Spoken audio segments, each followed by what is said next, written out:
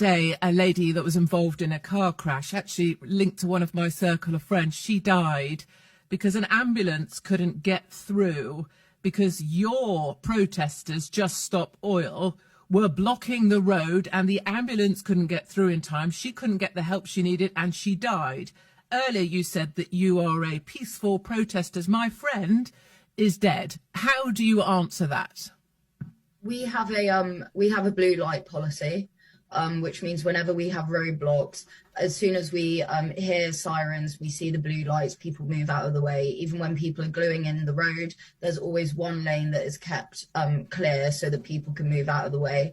And we have never had any complaints from either ambulances, fire brigade, or any other emergency services. The video footage exists, and the lady can't complain now because she's dead. Let me ask you another question, Phoebe.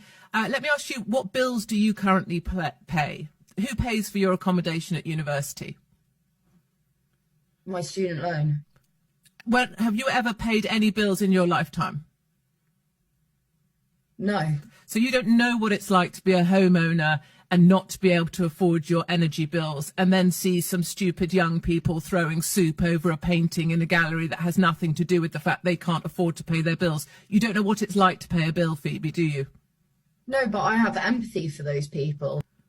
I understand that right now fossil fuels are subsidised 32 times more than renewables, even though renewables are 9 times cheaper. Would you rather your bills were £3,500 or £400? I would rather that you and your friends stopped wreaking havoc in the City of London. I'd rather you stop throwing soup over paintings, stop putting orange paint on the windows of Harrods, stop sitting in roads so that my friend couldn't get the treatment that she needed.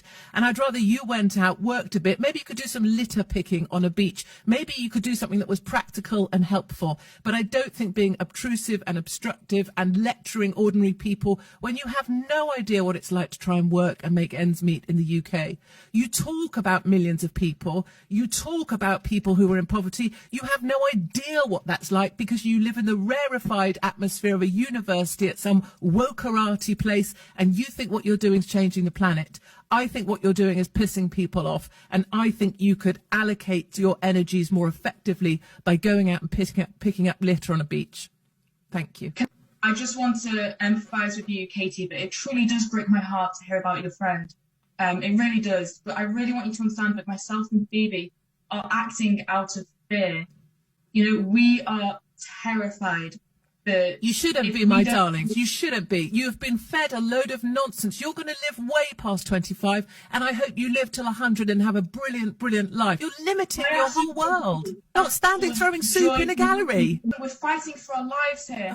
The only way we can make this change happen is... Hey folks, this is Jeff with This Super JTT. This lady's name, her name is Kay Hopkins. I don't know much about her, but one of her friends was in a very bad car crash. There were some protesters who was blocking the road. And because the ambulance can't get through to give her friend the treatment that she needed, her friend unfortunately died. I understand the need for protest, but to a point to where, like, if an ambulance or a police car get through and you block the road, this is one of the consequences.